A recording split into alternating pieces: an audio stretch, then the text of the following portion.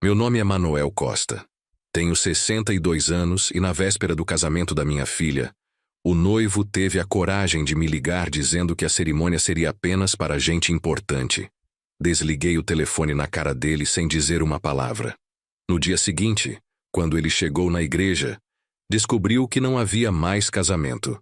Mas antes de continuarmos, confira se você já está inscrito no canal e escreva nos comentários de onde você está assistindo este vídeo. Deixa eu te contar essa história desde o começo, porque você precisa entender quem eu sou para entender o que eu fiz. Nasci em 1963, no interior de Minas Gerais, numa cidadezinha chamada Santa Luzia do Norte. Meu pai era ferreiro e minha mãe costureira. A gente não tinha nada, mas tinha dignidade. Aprendi desde cedo que sua palavra vale mais que qualquer contrato assinado e que respeito não se compra, se conquista. Quando tinha 18 anos, vim para São Paulo com R$ 20 no bolso e uma mala de papelão amarrada com barbante.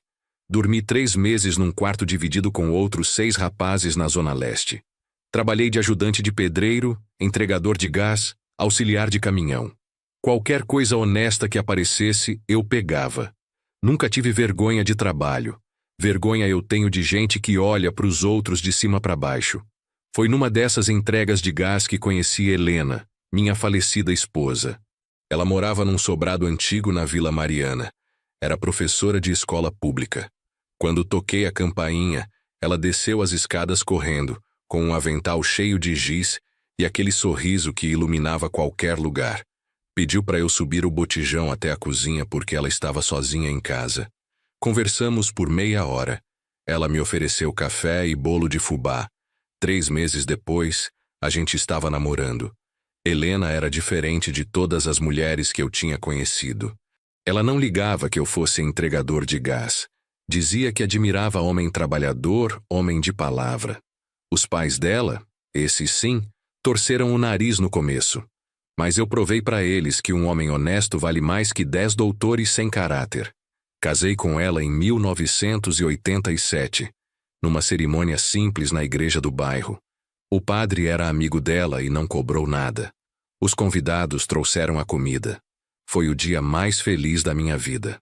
Logo depois do casamento, juntei as economias que tinha e abri uma pequena distribuidora de bebidas. Comecei com um caminhão velho, todo amassado que eu mesmo reformei. Helena me ajudava na contabilidade à noite, depois de dar aula o dia inteiro. A gente trabalhava até 10, 11 horas da noite. Fins de semana não existiam, mas a gente tinha um sonho.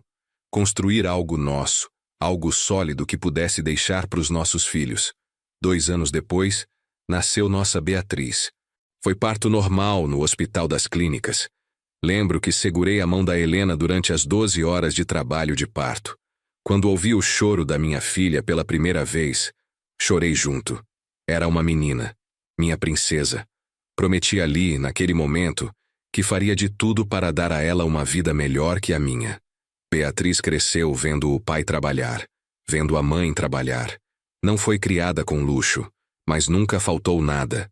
Sempre teve roupa limpa, comida na mesa, material escolar completo. Mais importante que isso, cresceu vendo os pais se respeitarem, se apoiarem, trabalharem juntos. Cresceu aprendendo que família é sobre estar junto nas horas difíceis, não só nas festas. A distribuidora foi crescendo devagar, mas com solidez. Cada real que entrava, eu reinvestia. Comprei mais um caminhão, depois mais outro. Aluguei um galpão maior. Contratei funcionários. Mas nunca esqueci de onde vim. Sempre tratei meus funcionários com respeito, pagava em dia, ajudava quando alguém tinha problema. Quando o Sebastião, meu motorista mais antigo, teve um filho internado, paguei o hospital particular. Não cobrei nada. Família é família. Helena faleceu há 5 anos de câncer de mama. Foi rápido, agressivo. Em 6 meses ela se foi. Morreu em casa, na nossa cama, com a mão na minha. As últimas palavras dela foram sobre a Beatriz. Cuida da nossa menina, Manuel. Não deixa ninguém apagar a luz dela. Prometi. E pretendo cumprir até meu último dia. Depois que Helena se foi, mergulhei ainda mais no trabalho. Era minha forma de lidar com a dor. A distribuidora virou minha vida. Beatriz já estava adulta, formada em administração, trabalhando numa empresa de eventos. Ela sempre foi independente, decidida. Puxou a mãe. Eu me orgulhava de ver a mulher que ela tinha se tornado. Forte, inteligente, de opinião própria. Foi num desses eventos corporativos que ela conheceu o Rodrigo Almeida Pacheco. Ele era gerente comercial de uma multinacional, daquelas empresas grandes com nome em inglês. Usava terno caro, relógio suíço, dirigia um carro importado. Quando Beatriz me apresentou ele, confesso que senti algo estranho no estômago. Não era ciúme de pai, era intuição. Aquele aperto de mão dele era firme demais, ensaiado. O sorriso não chegava nos olhos, mas eu não disse nada. Beatriz estava feliz. Ela falava dele com brilho no olhar. Dizia que ele era ambicioso, inteligente, que tinha grandes planos para o futuro. Eu engoli minhas preocupações e tentei dar uma chance para o rapaz. Afinal, minha filha era adulta, sabia o que queria. Ou pelo menos eu achava que sabia. O namoro durou 1 ano. Rodrigo aparecia aqui em casa de vez em quando, sempre correndo, sempre com o celular na mão, resolvendo alguma urgência do trabalho. Nunca sentava para conversar de verdade. Nunca perguntou sobre minha vida, sobre a distribuidora, sobre como eu tinha construído tudo. Para ele, eu era só o pai da namorada. Um detalhe, uma formalidade. Quando Rodrigo pediu Beatriz em casamento, ele nem veio falar comigo antes. Descobri pelo telefone com minha filha gritando de felicidade do outro lado da linha. Pai, eu vou casar. Ele pediu. Eu disse sim. Engoli a decepção. Nos meus tempos, pedir a mão da filha ao pai era questão de respeito. Mas os tempos mudaram, né? Ou pelo menos era isso que eu tentava me convencer. O casamento foi marcado para agosto, num sábado. Beatriz escolheu uma casa de festas chique na Zona Oeste, o tipo de lugar com jardim suspenso, cascata artificial e lustres de cristal. Quando ela me mostrou o orçamento, quase caí para trás. R$180 mil. Mais da metade do que eu ganho num ano inteiro de trabalho duro. Mas ela era minha única filha. Meu único tesouro nesse mundo depois que Helena se foi. Se ela queria aquele casamento, eu ia dar. Retirei o dinheiro da conta poupança que eu tinha há anos. Aquela que eu juntava para o futuro, para o dia que eu decidisse parar de trabalhar. Transferi tudo para a conta que Beatriz tinha aberto especialmente para os gastos do casamento. Ela chorou quando viu o valor depositado. Me abraçou forte. Pai, obrigada. Eu prometo que você vai estar orgulhoso de mim. As semanas que antecederam o casamento foram uma loucura. Beatriz vivia correndo entre fornecedores, buffet, florista, fotógrafo. Rodrigo, curiosamente, não aparecia muito nessas reuniões. Sempre tinha uma reunião importante, uma viagem de negócios, um jantar com cliente. Beatriz justificava. Pai, você sabe como é. Ele está tentando uma promoção. Precisa focar no trabalho agora. Eu ajudei no que pude. Usei meus contatos da distribuidora para conseguir preço melhor nas bebidas. Liguei para um amigo que tinha empresa de som e iluminação. Consegui desconto. Queria que cada centavo daquele dinheiro rendesse o máximo possível. Não porque eu fosse mão de vaca, mas porque era dinheiro suado. Cada nota representava uma entrega feita, uma negociação fechada, uma madrugada acordado fazendo conta. Uma semana antes do casamento, Rodrigo me ligou. Foi uma sexta-feira, final da tarde. Eu estava no galpão conferindo uma carga que tinha acabado de chegar. Atendi sem prestar muita atenção. Alô, Manuel, aqui é o Rodrigo. Já estranhei. Ele nunca me ligava. Sempre era tudo através da Beatriz. Oi, Rodrigo. Tudo bem? Aconteceu alguma coisa? Meu coração acelerou. Pensei que talvez tivesse acontecido algo com Beatriz. Está tudo bem, fique tranquilo. É que eu preciso falar com você sobre um assunto delicado. O tom dele era estranho. Meio formal, meio constrangido. Como se estivesse lendo um roteiro. Pode falar, rapaz. O que foi? Sentei numa cadeira velha que tenho no escritório do galpão. Sebastião passou do lado, acenou, eu acenei de volta. É sobre o casamento. A cerimônia em si, sabe? Ele fez uma pausa longa. Nesses anos todos no comércio, aprendi a ler o silêncio das pessoas. E aquele silêncio não estava me cheirando bem. Que tem o casamento? Algum problema com fornecedor? Posso ajudar. Tentei ser prestativo, mas algo no meu estômago já estava revirando. Não, não é isso. É que, bem, você sabe que o casamento vai ter muita gente importante, né? Diretores da empresa, investidores, pessoas do meio corporativo. Onde ele queria chegar com aquilo? Sim, Beatriz comentou. E daí? Minha voz ficou mais seca. É que a gente decidiu, em comum acordo, que a cerimônia em si vai ser mais restrita, só para pessoas do nosso círculo próximo. Você entende, né? É uma questão de imagem profissional. Levei uns 3 segundos para processar o que ele tinha acabado de dizer. Restrita? Como assim restrita, Rodrigo? Levantei da cadeira. Minha mão apertou o telefone com força. É que vai ter muita gente influente, sabe? Pessoas que podem abrir portas para minha carreira. E a gente precisa manter um certo padrão, um certo nível. Ele estava dizendo o que eu achava que estava dizendo? Rodrigo, me explica direito o que você está querendo dizer. Em português, claro. Minha voz estava tremendo. Não de medo, de raiva. Daquela raiva fria que só quem já foi humilhado na vida conhece. Manuel, não leva pro lado pessoal. É só que você, seus funcionários, o pessoal da sua distribuidora, vocês não se encaixam no perfil dos convidados. Seria estranho misturar. Silêncio. Um silêncio pesado como chumbo. Sebastião percebeu que algo estava errado e parou de organizar as caixas, olhando na minha direção. Você está me dizendo que eu não posso ir no casamento da minha filha? É isso? Precisava ouvir ele falar com todas as letras. Precisava ter certeza que eu não estava entendendo errado. É melhor assim, Manuel. Acredita em mim. A gente faz uma comemoração depois, só nós 3, num lugar legal. Mas a cerimônia mesmo, a festa, é melhor você não ir. É constrangedor para todo mundo. Constrangedor. Ele usou essa palavra. Eu, o pai da noiva, seria constrangedor na presença dele e dos amigos metidos dele. E a Beatriz? Ela sabe disso que você está me dizendo? Minha voz saiu mais baixa do que eu queria, quase um sussurro.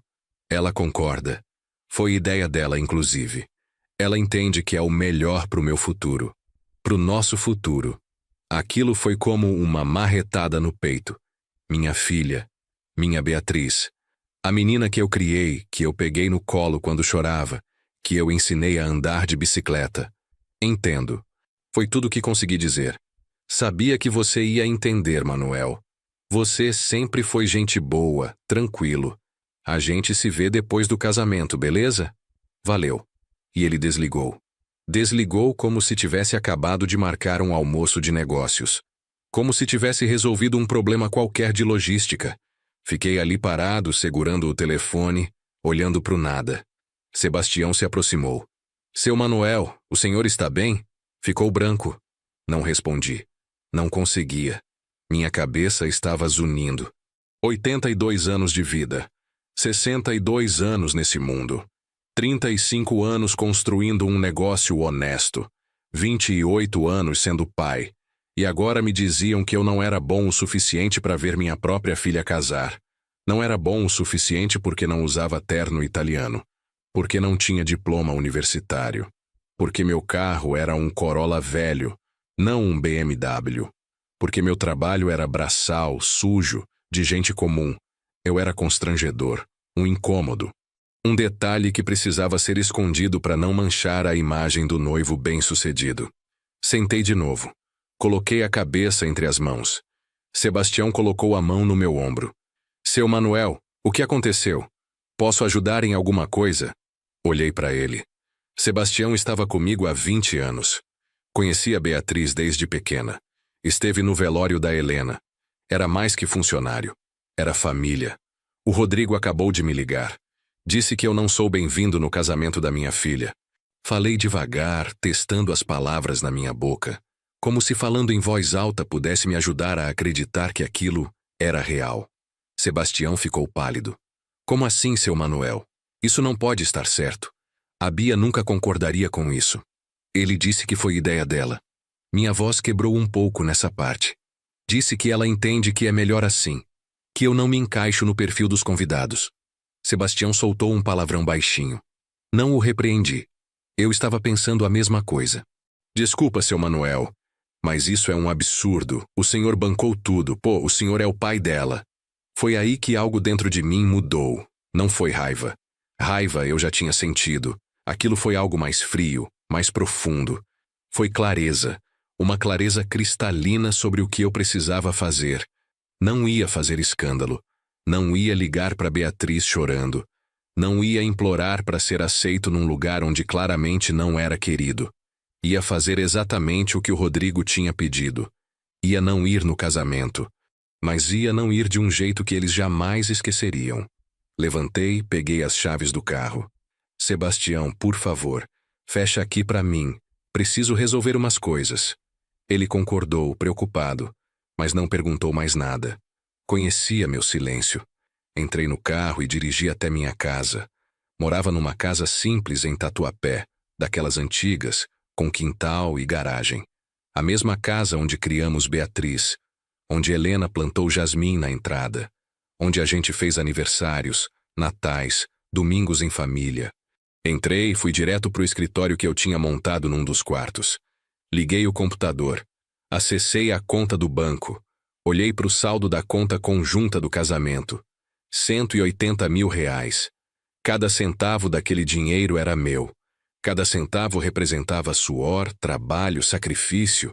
Eu tinha colocado minha filha como titular conjunta por confiança, por amor.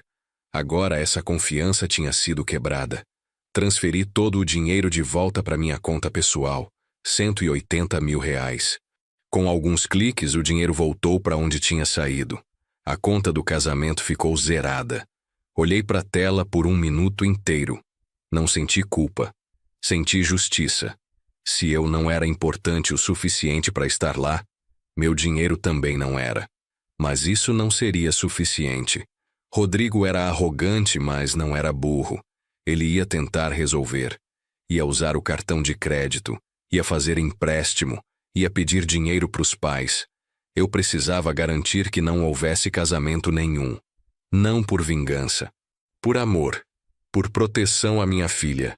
Peguei meu celular e comecei a fazer ligações. A primeira foi para o Maurício, dono da casa de festas. Conhecia ele há anos. Maurício, aqui é o Manuel Costa. Tudo bem? A voz dele era animada. Manuel, tudo ótimo, meu amigo. Está tudo pronto para o casamento da sua filha no sábado. Vai ser lindo. É sobre isso que eu estou ligando, Maurício. Infelizmente vai ter que cancelar. Silêncio do outro lado. Cancelar? Manuel, falta 1 semana. Está tudo contratado, toda a estrutura montada. A multa pelo cancelamento é de 50% do valor. Respirei fundo. Eu sei. Vou pagar a multa. Pode mandar a cobrança, mas o evento está cancelado. Maurício ficou sem palavras por alguns segundos. Manuel, aconteceu alguma coisa? A Beatriz está bem? A preocupação dele era genuína. A Beatriz está ótima. É uma questão familiar. Não posso explicar agora, mas preciso que cancele. Entendi. Sinto muito, Manuel. Vou processar o cancelamento. Mas me responde uma coisa. Você tem certeza disso? Porque depois não tem volta. Olhei pela janela. O jasmim da Helena estava florido. Tenho certeza, Maurício. Pode cancelar. Desliguei. Primeira ligação feita. A segunda ligação foi pro Gustavo do buffet. Mesma história. Cancelamento em cima da hora, multa pesada. Mas eu estava decidido. Gustavo tentou argumentar. Disse que já tinha comprado toda a comida, contratado equipe extra. Gustavo, eu pago tudo. Todo o prejuízo. Mas o evento não vai acontecer.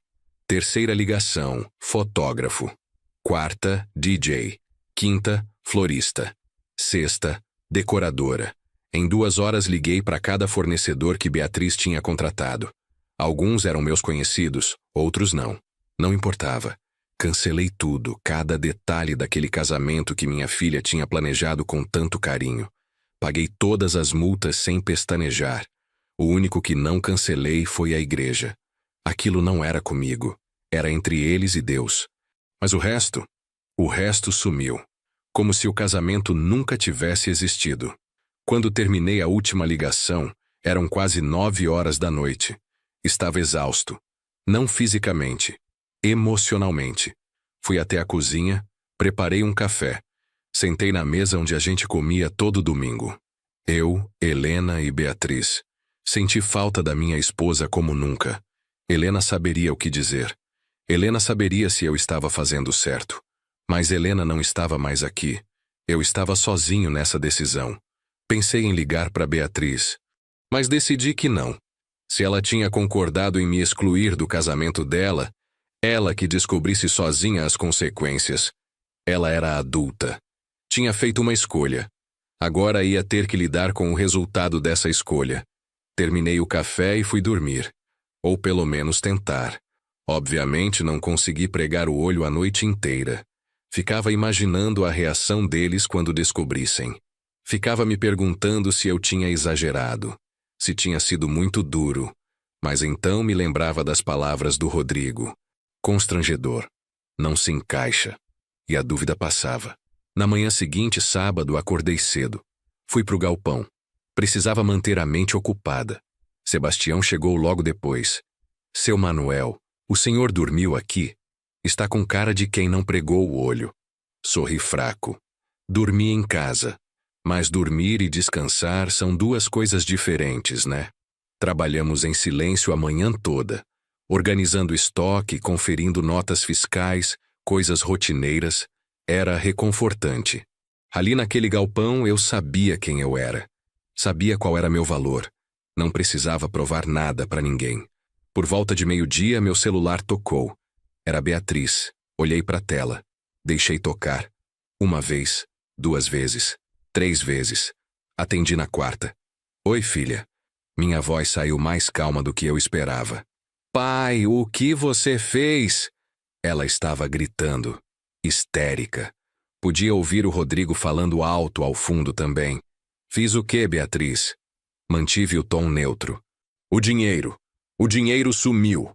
A conta está zerada. E a casa de festas cancelou. O buffet cancelou. Tudo cancelou. Pai, o que você fez? Ela estava chorando. Conseguia ouvir o desespero na voz dela. Uma parte de mim, a parte do pai, quis voltar atrás. Quis consertar tudo. Mas a outra parte, a parte do homem que tinha sido humilhado, manteve firme. Eu fiz exatamente o que vocês pediram, Beatriz.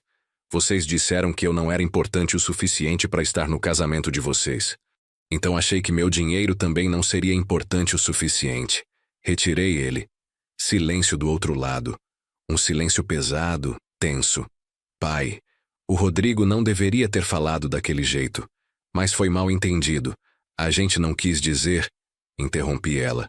Pela primeira vez na vida, interrompi minha filha. Não quis dizer o quê, Beatriz? Que eu sou constrangedor? Que não me encaixo no perfil dos convidados? Ele foi bem claro. E você concordou com ele. Pai, eu estava tentando apoiar o Rodrigo. Ele está sob muita pressão no trabalho. Ele precisa causar boa impressão nos chefes dele.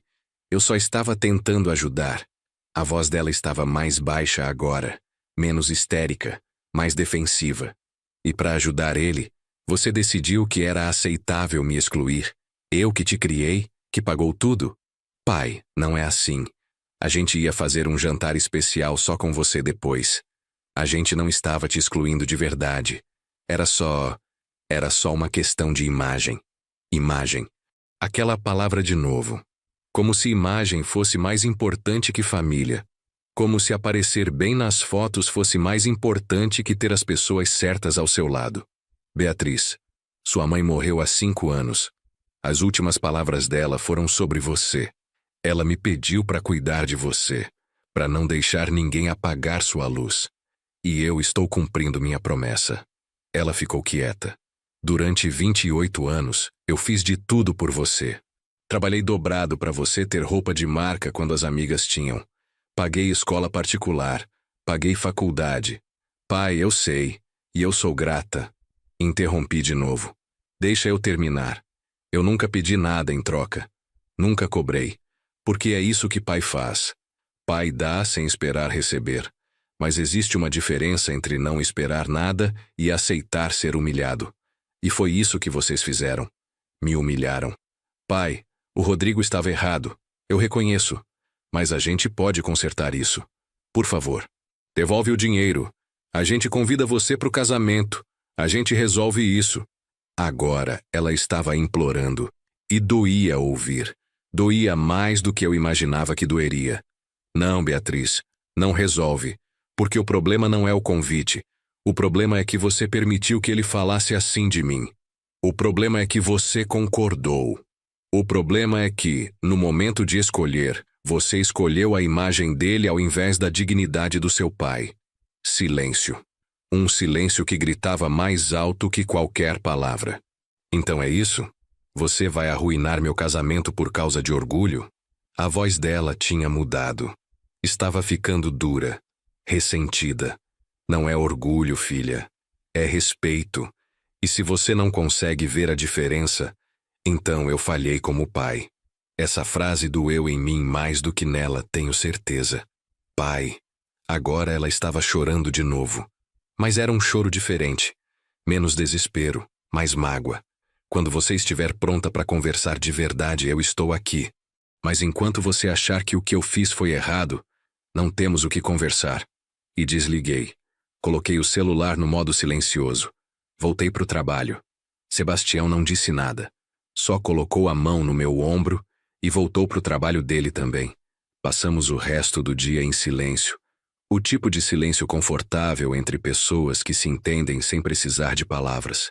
Quando anoiteceu, fui embora para casa. Jantei sozinho. Torrada com manteiga e café. Sentei na poltrona da sala. Liguei a televisão, mas não estava prestando atenção.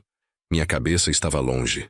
Estava pensando na Beatriz pequena, quando ela tinha 7 anos e caiu da bicicleta. Ralou o joelho inteiro. Eu limpei, passei mercúrio, coloquei band-aid. Ela chorou, mas não de dor. Chorou porque tinha medo de andar de bicicleta de novo. Eu disse para ela, Bia, na vida a gente vai cair muitas vezes. O importante não é não cair, é levantar. E quando levantar, levantar com a cabeça erguida. Ela enxugou as lágrimas, subiu na bicicleta de novo. Pedalou, caiu de novo, levantou, de novo, até que conseguiu. Eu fiquei tão orgulhoso naquele dia. Será que eu tinha ensinado errado? Será que em algum momento eu falhei em mostrar para ela o que realmente importava na vida? Ou será que o mundo lá fora, com suas promessas de sucesso e status, tinha falado mais alto que meus ensinamentos? Dormi na poltrona. Acordei com dor nas costas. Domingo. O dia que deveria ser o casamento da minha filha. Acordei cedo. Tomei banho. Fiz café. Coloquei uma roupa simples. Calça jeans, camisa de botão azul clara. A mesma roupa que usava todo domingo para ir ao mercadão comprar coisas para a semana. Decidi que ia sair. Ficar em casa ia me deixar louco. Peguei o carro e dirigi sem destino certo. Acabei parando num parque que ficava perto do Ibirapuera. Estacionei, caminhei. O parque estava cheio. Famílias fazendo piquenique, crianças brincando, cachorros correndo. Vida normal, vida simples. Vida de gente que não estava preocupada com imagem. Sentei num banco. Fiquei olhando as pessoas. Um casal de idosos caminhando de mãos dadas. Uma mãe ensinando o filho a andar de patins. Um grupo de amigos jogando vôlei. Gente vivendo. Gente sendo feliz sem precisar impressionar ninguém. Fiquei ali por horas. Só observando, pensando. Meu celular vibrou no bolso. Olhei. Eram mensagens de Beatriz. Várias. Não li. Ainda não estava pronto. Guardei o celular de volta. Continuei sentado. O sol estava alto agora, quase meio-dia. A essa hora, Beatriz deveria estar se arrumando, colocando o vestido de noiva, as madrinhas ajudando com o véu. Helena teria ficado tão feliz de ver esse dia, mas Helena não teria permitido que isso acontecesse. Helena teria sentado com Beatriz e explicado, com aquela voz doce, mas firme que só ela tinha, que família vem primeiro, sempre. Que aparência não vale nada se você perde sua essência no caminho. Helena teria colocado ordem na situação antes mesmo dela sair do controle. Levantei do banco. Caminhei até uma lanchonete dentro do parque. Pedi um sanduíche e suco de laranja. Sentei numa mesinha de plástico do lado de fora. Enquanto comia, observei uma família na mesa ao lado. Pai, mãe, 2 filhos pequenos. O pai estava ajudando o filho menor a comer. A mãe conversava com a filha mais velha sobre escola. Eles estavam rindo. Não tinha nada de especial naquela cena. Nada de extraordinário. Era só uma família normal num domingo normal, comendo sanduíche numa lanchonete de parque. Mas tinha algo ali que o casamento de R$180 mil não ia ter. Tinha autenticidade. Tinha amor verdadeiro. Tinha presença. Terminei de comer. Paguei a conta. Voltei pro carro. Já eram quase 3 da tarde. A essa hora a cerimônia deveria estar começando. Ou melhor, deveria estar começando se houvesse cerimônia. Imaginei Rodrigo chegando na igreja e descobrindo que não havia decoração, que não havia buffet esperando, que não havia nada. Senti uma pontada de algo. Não era satisfação exatamente. Era mais como justiça.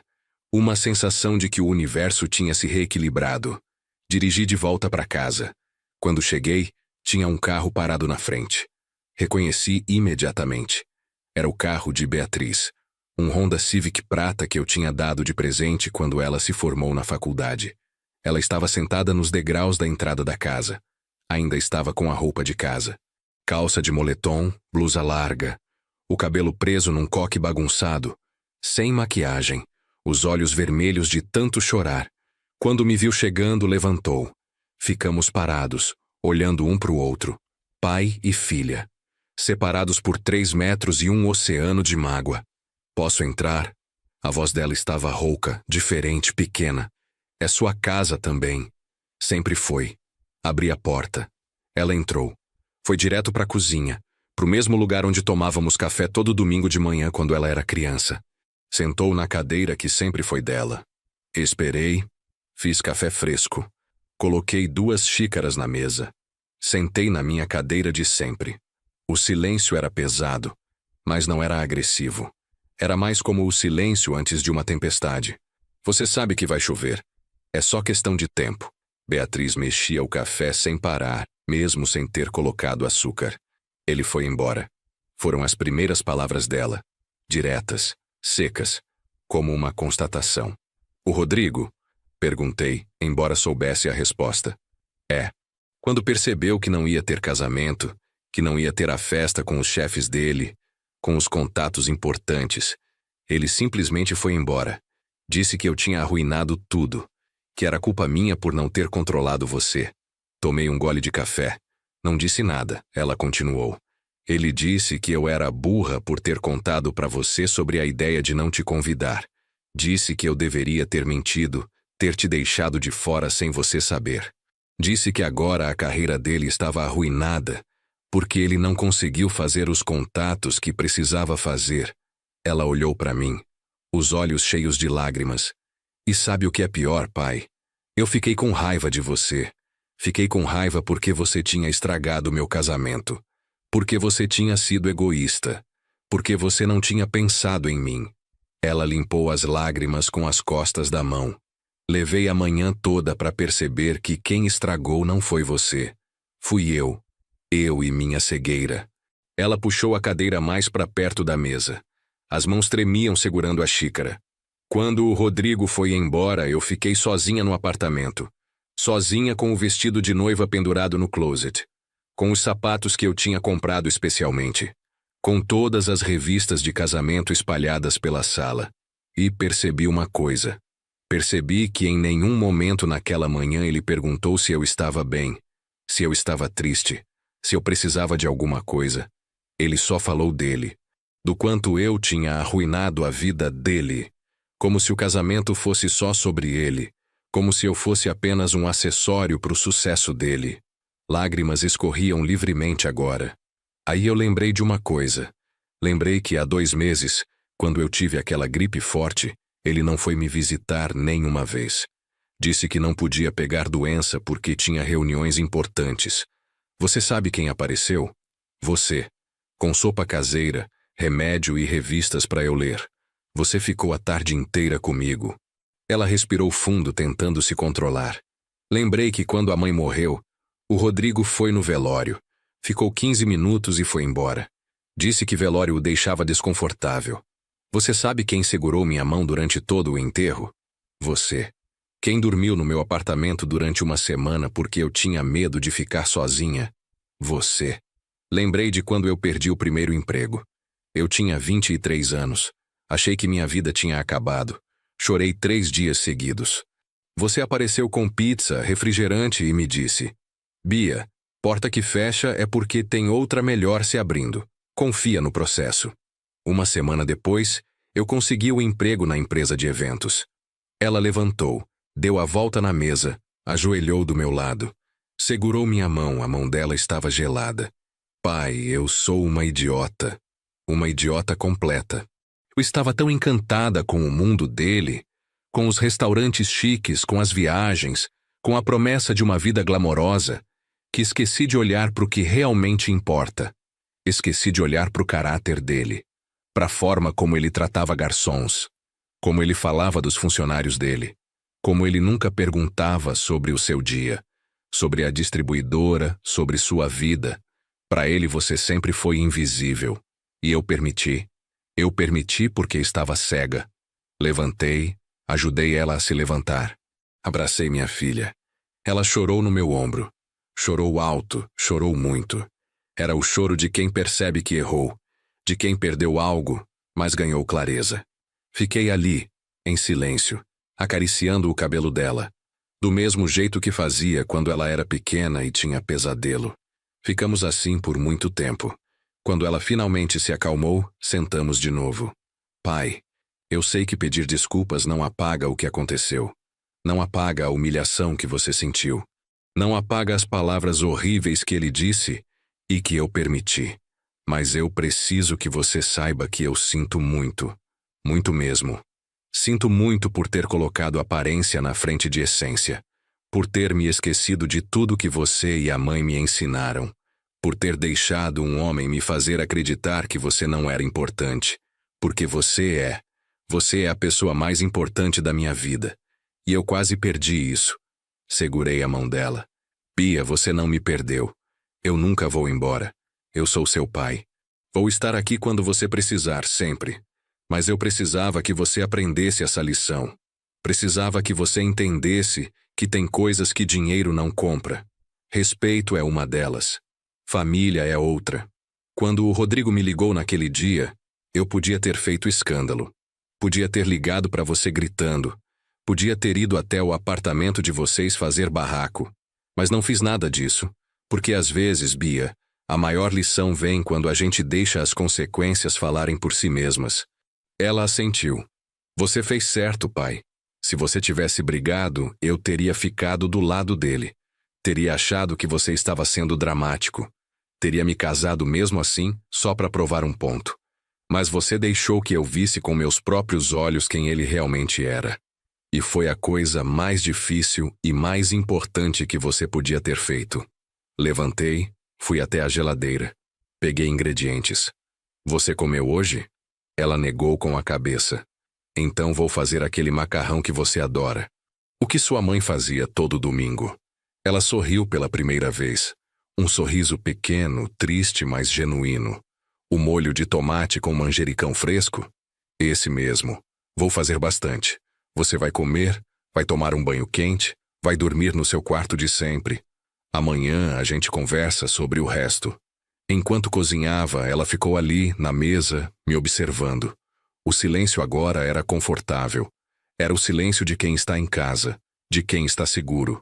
Preparei o macarrão do jeito que Helena ensinava. Tomate fresco, alho, cebola picadinha, manjericão do vasinho que eu mantinha na janela da cozinha. O cheiro foi enchendo a casa. Cheiro de lar. Cheiro de família. Servi 2 pratos grandes. Sentamos. Comemos em silêncio. Ela repetiu. Eu também. Depois do jantar, ela subiu. Foi pro quarto dela. O quarto que mantive exatamente como era. Com os pôsteres que ela colava quando adolescente. Com os livros na estante. com a cama que já era pequena para ela, mas que ainda tinha o cobertor que Helena tinha feito de crochê. Fiquei na sala. Liguei a televisão. Não prestei atenção. Fiquei pensando em Helena. No que ela diria se estivesse aqui. Tenho certeza que ela diria que eu fiz certo. Que às vezes amar é deixar a pessoa cair para que ela aprenda a se levantar sozinha. Que proteger demais não é proteger, é incapacitar. Helena sempre foi sábia assim. Via além do óbvio. Dormi no sofá. Não porque não quisesse ir para o meu quarto, mas porque queria estar perto. Caso Beatriz precisasse de mim durante a noite. Como quando ela era pequena e tinha medo do escuro. Acordei cedo. Fiz café.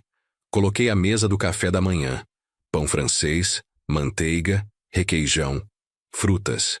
Beatriz desceu por volta das 8. Tinha tomado banho.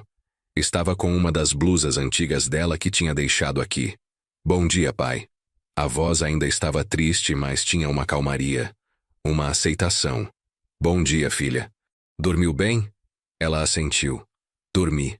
Melhor do que imaginei que dormiria. Tomamos café juntos. Conversamos sobre coisas bobas. Sobre o tempo. Sobre o novo padeiro da esquina. Sobre o jasmim da frente que estava precisando de poda. Nada sobre casamento. Nada sobre Rodrigo, só pai e filha tendo um café da manhã normal de domingo. Depois do café, ela me ajudou a lavar a louça. Pai, eu preciso ir no apartamento buscar minhas coisas. Não quero mais morar lá. Não depois do que aconteceu. Sequei as mãos. Você quer que eu vá com você? Ela pensou por um momento. Quero, mas acho que preciso fazer isso sozinha. Preciso fechar esse ciclo com minhas próprias mãos. Entendo. Mas se precisar, é só ligar. Eu largo tudo e vou. Ela abraçou. Eu sei, pai, eu sempre soube, só tinha esquecido. Ela pegou as chaves do carro. Saiu. Fiquei sozinho na casa de novo. Mas era uma solidão diferente. Era a solidão de quem sabe que fez o certo. Aproveitei a manhã para fazer algumas coisas na casa. Consertei uma torneira que estava pingando. Podei o jasmim. Organizei a garagem. Trabalho sempre foi minha terapia, minha forma de processar as coisas. Beatriz voltou no começo da tarde. O carro estava cheio de caixas. Ajudei ela a descarregar tudo. Ele estava lá? Perguntei enquanto carregava uma caixa pesada. Estava, tentou conversar. Disse que podíamos recomeçar, que o casamento tinha sido cancelado, mas a gente ainda podia ficar junto. Eu disse não. Ela colocou uma caixa no chão. Disse que a gente não tinha mais nada a conversar, que eu tinha visto quem ele realmente era. E como ele reagiu. Paramos na sala. Ela sentou numa caixa. Ficou bravo, muito bravo. Disse que eu era ingrata, que ele tinha me dado a melhor vida que eu poderia ter. Que sem ele eu seria só mais uma pessoa comum, trabalhando num emprego comum, como se ser comum fosse algo ruim. Aí eu respondi uma coisa que acho que a mãe ficaria orgulhosa. Disse: Rodrigo, meu pai é um homem comum. Trabalha com distribuição de bebidas. Dirige um carro velho. Usa roupa simples. Mas ele tem algo que você nunca vai ter. Ele tem caráter. Ele tem integridade. E ele tem meu respeito. Você nunca teve nenhuma dessas 3 coisas. Sorri. Helena realmente ficaria orgulhosa. E aí? Ela levantou. Aí eu peguei minhas coisas e vim embora. Deixei as chaves na mesa. Deixei o anel de noivado também. Não quero nada que me lembre dele. Quero recomeçar. Do zero se for preciso. Você não vai começar do zero, Bia. Você tem uma base sólida. Tem educação, tem experiência de trabalho, tem uma família que te ama. Isso não é zero. Isso é alicerce. E com um bom alicerce, a gente constrói qualquer coisa. Passamos o resto da tarde organizando as coisas dela no quarto. À noite sentamos na varanda. Aquela varanda pequena onde a gente costumava sentar nas noites de verão quando ela era criança. Pai, eu não sei o que vou fazer agora, financeiramente e emocionalmente. Eu me sinto perdida. Olhei para ela. É normal se sentir perdida depois de uma tempestade. Mas sabe o que vem depois da tempestade? O quê? Ela perguntou. A reconstrução. E às vezes, Bia, a gente precisa que o velho seja destruído para que o novo possa nascer. Você está tendo a chance de reconstruir sua vida do jeito que você quer, não do jeito que alguém espera. Não para impressionar ninguém, mas do jeito que faça sentido para você. Ela ficou quieta, processando. Eu sempre quis abrir meu próprio negócio. Sempre tive vontade de ter uma empresa de organização de eventos mais humana, mais focada em fazer as pessoas felizes de verdade, não só em ostentação.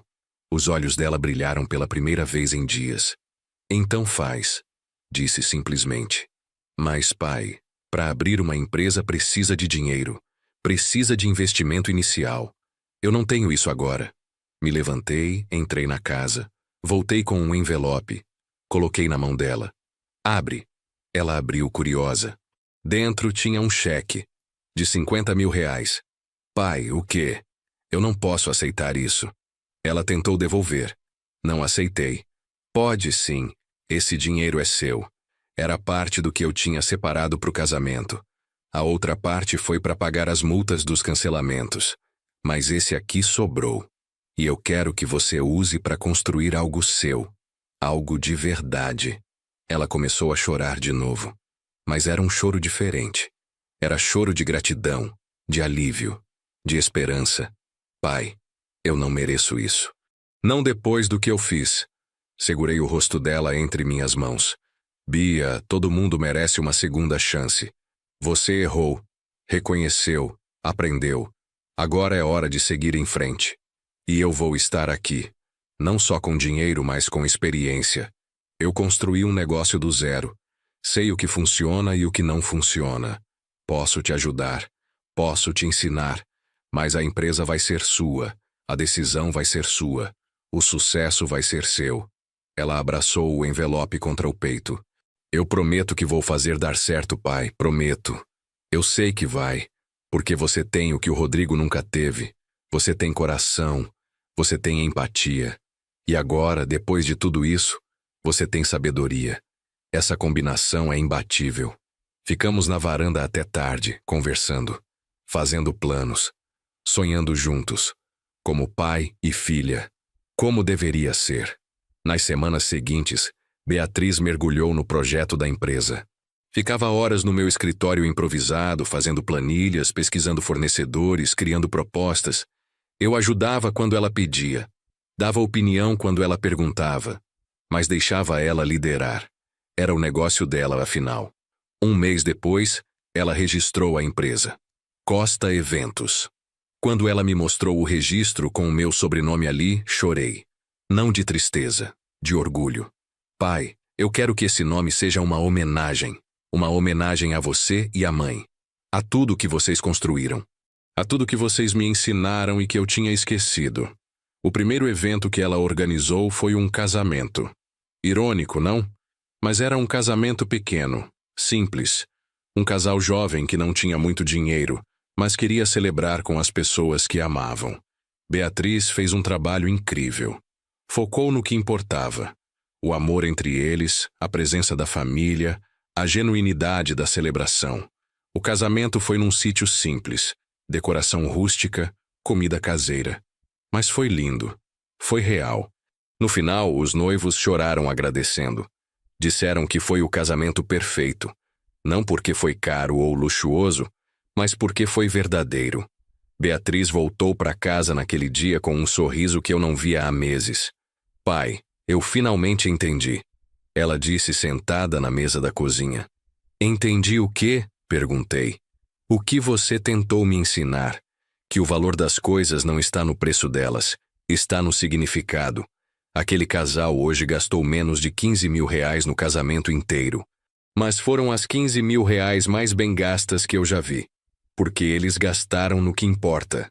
Na presença das pessoas, na comida que alimenta, na música que faz dançar, não em ostentação, não em impressionar.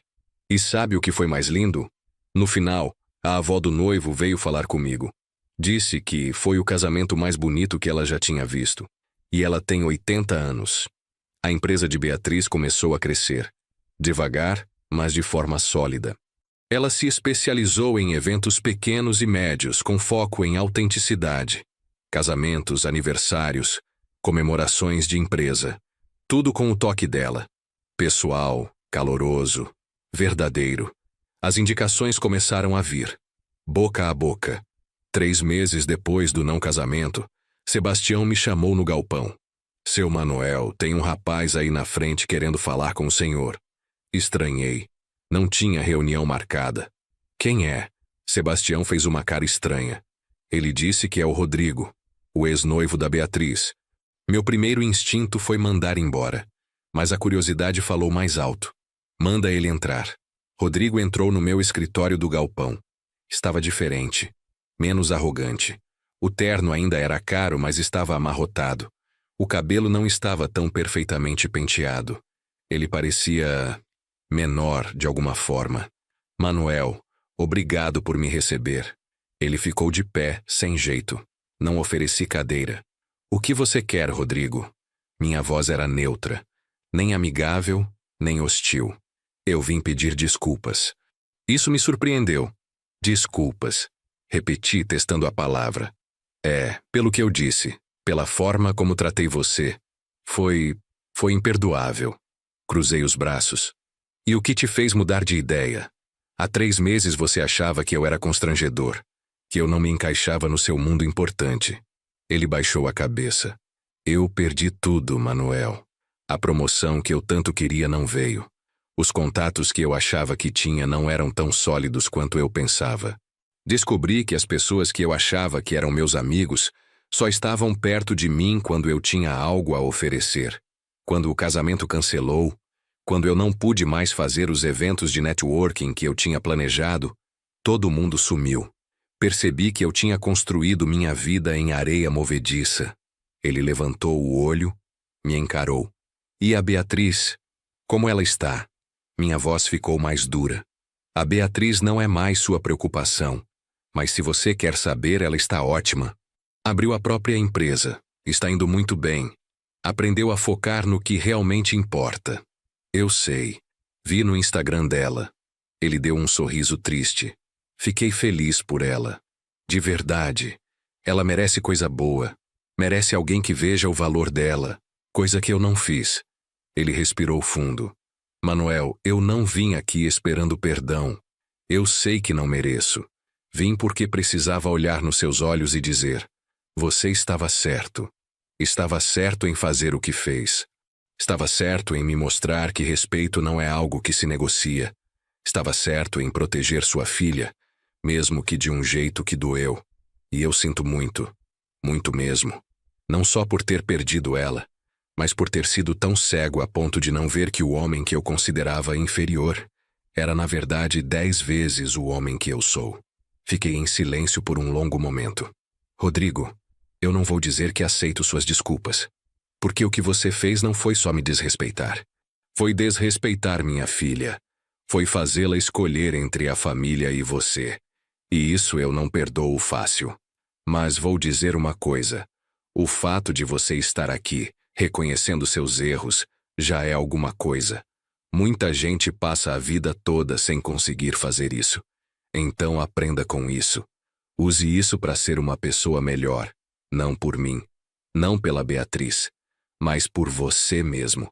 Porque no fim, você é quem vai ter que viver com suas escolhas. Rodrigo assentiu. Os olhos dele estavam úmidos. Obrigado por me ouvir, Manuel. É mais do que eu merecia. Ele se virou para sair, mas parou na porta. E Manuel, você é um grande homem. Levei muito tempo para perceber isso. Tempo demais. Desculpa. E ele saiu. Fiquei ali, parado, pensando. Não senti raiva. Não senti satisfação por vê-lo arrependido. Senti nada. Ele tinha sido uma página da vida da minha filha.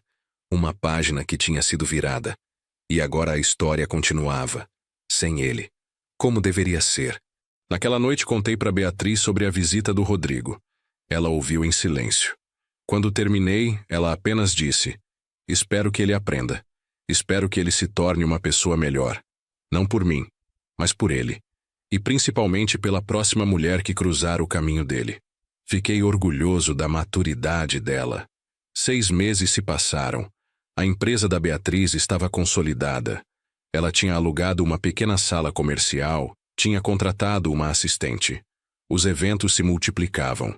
Ela estava feliz, realizada, dormindo bem à noite, e tinha voltado a morar sozinha, num apartamento pequeno, mas aconchegante. Um domingo, ela apareceu em casa para nosso almoço semanal, tradição que tínhamos estabelecido. Todo domingo, ela vinha almoçar comigo. A gente cozinhava junto, conversava, ria. Era nosso momento. Pai, eu conheci alguém, ela disse de repente enquanto picava tomates para a salada. Meu coração deu um pulo. Conheceu? Tentei manter a voz neutra. Ela sorriu. Calma. Não é nada sério ainda. A gente está só se conhecendo. Mas eu queria te contar. Larguei a faca que estava usando. Conta. Ela respirou fundo. Ele é músico. Toca violão em bares. Está juntando dinheiro para gravar um disco independente. Músico. Repeti. Ela riu. Eu sei o que você está pensando. Músico não tem dinheiro, não tem estabilidade. Mas, pai, ele é diferente. Ele é leve. É verdadeiro. Não tenta impressionar. Não usa roupa de marca. Não dirige carro importado. Mas quando ele sorri, o sorriso chega nos olhos. E sabe o que ele fez no nosso segundo encontro? Perguntou sobre você, sobre a distribuidora, sobre como a gente se recuperou depois do que aconteceu com o Rodrigo. Ele ouviu. De verdade, não ficou no celular. Não mudou de assunto. Ele se importou. Como vocês se conheceram? Perguntei, voltando a cortar os legumes. Num evento que eu organizei, um aniversário de 50 anos. Ele estava lá tocando. Na hora do intervalo, a gente conversou. Ele me contou sobre a música dele, sobre os sonhos. Eu contei sobre a empresa. A gente conversou por 2 horas. Ele pediu meu número. Ligou no dia seguinte. Não mandou mensagem. Ligou. De verdade. Disse que queria me convidar para tomar um café. A gente foi num café pequeno, daqueles de bairro, nada chique, nada caro, e foi perfeito. Ela sorriu, lembrando. Eu quero conhecer ele. Disse. Ela parou de picar. Sério? Olhei para ela. Sério. Se ele é importante para você, ele é importante para mim. Mas dessa vez, Bia, eu quero conhecer desde o começo. Quero ver quem ele é. Quero conversar com ele. Quero que ele saiba que você tem uma família. E que essa família não vai aceitar menos do que você merece. Ela abraçou. Obrigada, pai. Eu prometo que dessa vez vai ser diferente. Dessa vez eu não vou esquecer do que importa. No domingo seguinte, ela trouxe ele. Felipe. Um rapaz magro, alto, com cabelo meio desgrenhado e um sorriso tímido. Chegou com um violão nas costas e uma garrafa de vinho na mão. Senhor Manuel, muito prazer. A Beatriz fala muito do senhor. Apertamos as mãos. O aperto dele era firme, mas não agressivo. Olhei nos olhos dele. Tinha algo ali, algo genuíno. Prazer, Felipe. Entra. Fica à vontade. A gente almoçou. Conversei com o rapaz. Perguntei sobre a família dele, sobre a música, sobre os planos. Ele respondeu tudo com honestidade.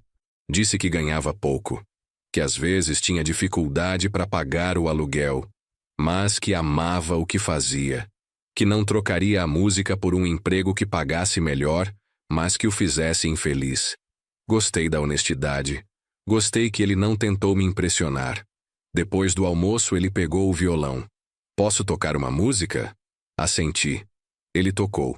Uma música autoral, sobre recomeços, sobre aprender com os erros, sobre encontrar luz depois da escuridão. Olhei para Beatriz. Ela estava olhando para ele do jeito que Helena olhava para mim, com admiração, com carinho, com amor. Quando ele terminou, aplaudimos. Bonita música, disse. É sobre a Beatriz. Ele disse sem vergonha. Sobre a história dela. Sobre como ela teve coragem de recomeçar. De escolher o caminho certo mesmo quando doeu. Ela me inspirou. Beatriz ficou vermelha. Felipe, posso te fazer uma pergunta? Ele colocou o violão de lado. Claro, senhor. Me ajeitei na cadeira. O que você acha de família? Ele pensou antes de responder. Gostei disso. Acho que família é a base de tudo. Não é só sangue, é escolha, é estar presente, é respeitar, é apoiar nos momentos difíceis. E você respeita a família da Beatriz? Me respeita? Ele olhou direto nos meus olhos. Respeito. Muito. A Beatriz me contou tudo. Sobre o que aconteceu. Sobre como o Senhor protegeu ela. Sobre como o Senhor ensinou, mesmo quando doeu. Eu admiro isso. Admiro o Senhor. E prometo que se essa relação evoluir, eu sempre vou respeitar o Senhor. Sempre. Estendi a mão. Ele apertou. Então você tem minha bênção para namorar minha filha. Mas saiba que eu vou estar de olho. E se você machucar ela, você vai ter que lidar comigo. Entendido? Ele sorriu. Entendido, Senhor. E pode ficar tranquilo. Eu não tenho intenção de machucar ela. Tenho intenção de fazê-la feliz. Beatriz estava radiante. O resto da tarde passou rápido. Felipe ajudou a lavar a louça, conversou sobre futebol comigo. Perguntou sobre a distribuidora. Era um rapaz simples, mas de bom coração. E isso, no final das contas, era tudo que importava. Os meses se passaram. O relacionamento deles se fortaleceu. Eu vi a Beatriz feliz. De verdade. Não aquela felicidade superficial que ela tinha com o Rodrigo. Era uma felicidade profunda, tranquila. Ela sorria mais, ria mais. E Felipe se tornou parte da família. Vinha almoçar todo domingo. Às vezes tocava violão depois do almoço. A empresa dela cresceu ainda mais. Ela contratou mais 2 pessoas. Alugou um espaço maior. Os eventos se multiplicavam. E ela mantinha os valores. Eventos verdadeiros, autênticos, focados nas pessoas, não na ostentação. A reputação dela no mercado era excelente. 1 ano e meio depois do casamento que não aconteceu, recebi um telefonema. Era a Beatriz. Pai, pode vir aqui no escritório da empresa? Preciso falar com você. A voz dela estava estranha. Não sabia se era boa ou ruim. Larguei tudo e fui. Quando cheguei, ela estava na sala dela. Felipe estava junto. Bia, o que aconteceu? Está tudo bem? Ela sorriu.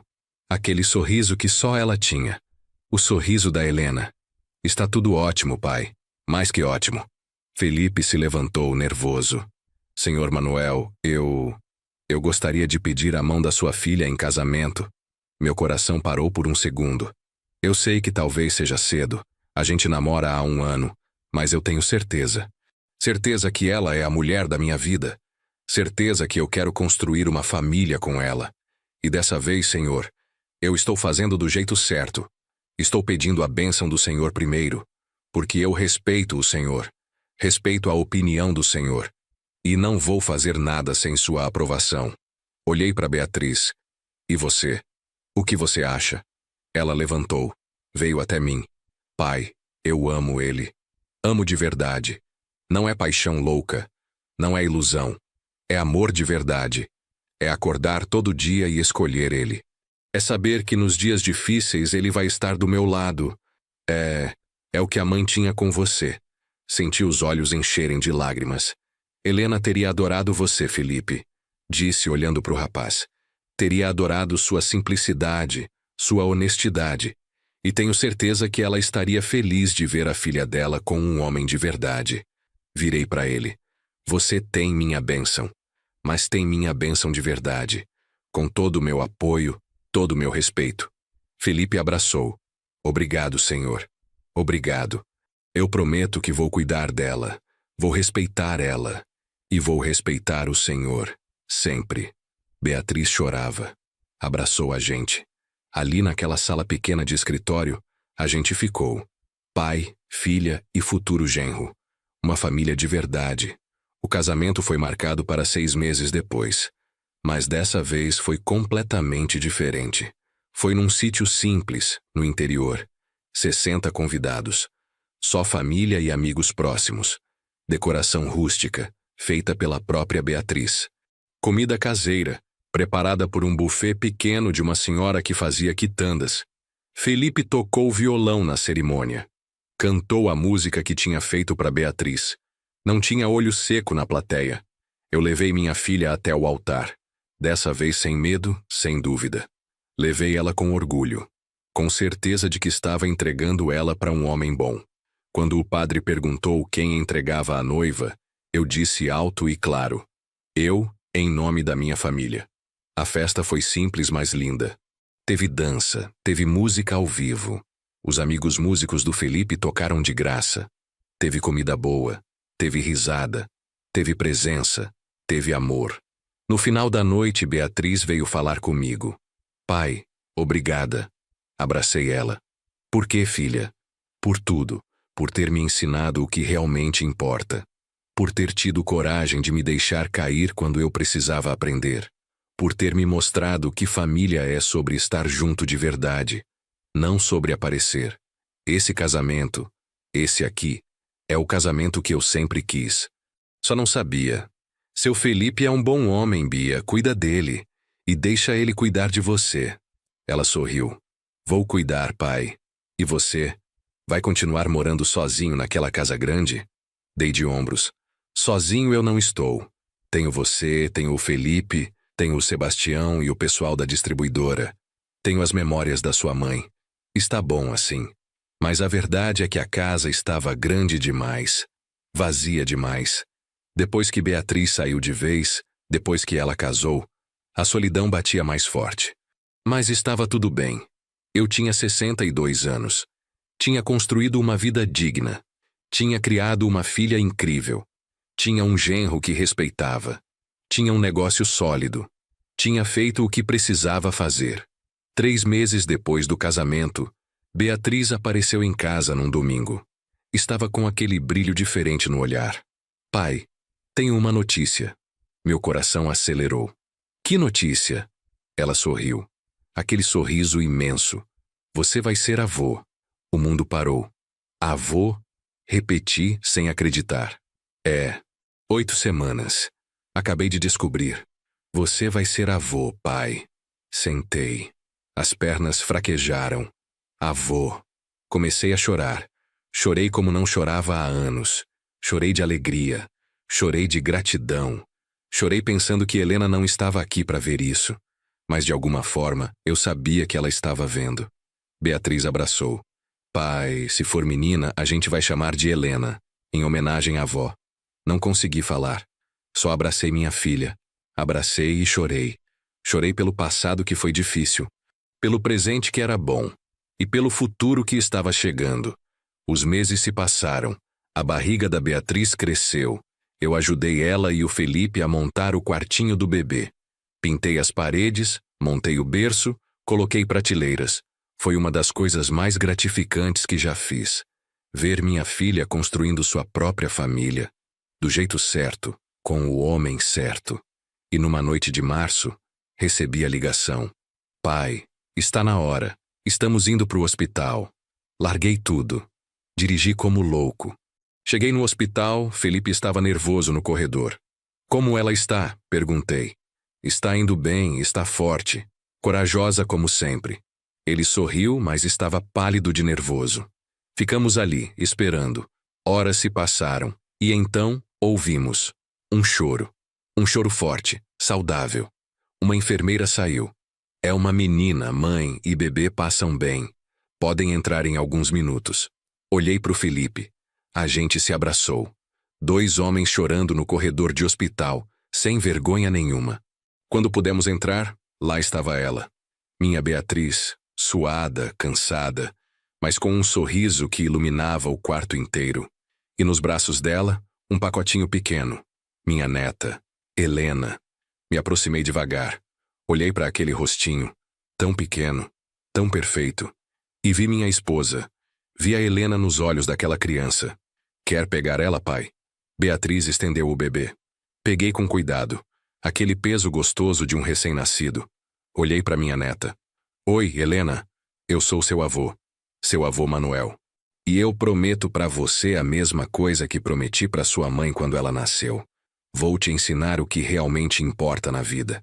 Vou te ensinar sobre respeito, sobre família, sobre dignidade. E quando você crescer, vai saber que o valor de uma pessoa não está no que ela tem, mas no que ela é. A pequena Helena abriu os olhos. Me olhou. E naquele momento eu soube. Soube que tudo tinha valido a pena. As dificuldades, os sacrifícios, até mesmo a dor de ter que ensinar uma lição difícil para Beatriz. Tudo tinha levado a esse momento, a esse recomeço, a essa nova vida. Olhei pela janela do hospital. O sol estava nascendo. Um novo dia. Uma nova geração. E eu estava ali, segurando minha neta, com minha filha ao lado e meu genro junto. Uma família de verdade. Construída sobre os valores certos, sobre respeito, sobre amor verdadeiro. E onde quer que Helena estivesse, eu sabia que ela estava sorrindo. Sorrindo e dizendo: "Bem feito, Manuel. Você cumpriu sua promessa. Você cuidou da nossa menina. E agora tem uma nova Helena para cuidar. E eu sei que você vai fazer isso com a mesma dedicação, com o mesmo amor." Naquele momento, com minha neta nos braços, percebi que a vida tem dessas voltas. Às vezes a gente precisa destruir para reconstruir. Às vezes a gente precisa deixar ir para poder receber algo melhor. E às vezes, as maiores bênçãos vêm depois das maiores tempestades.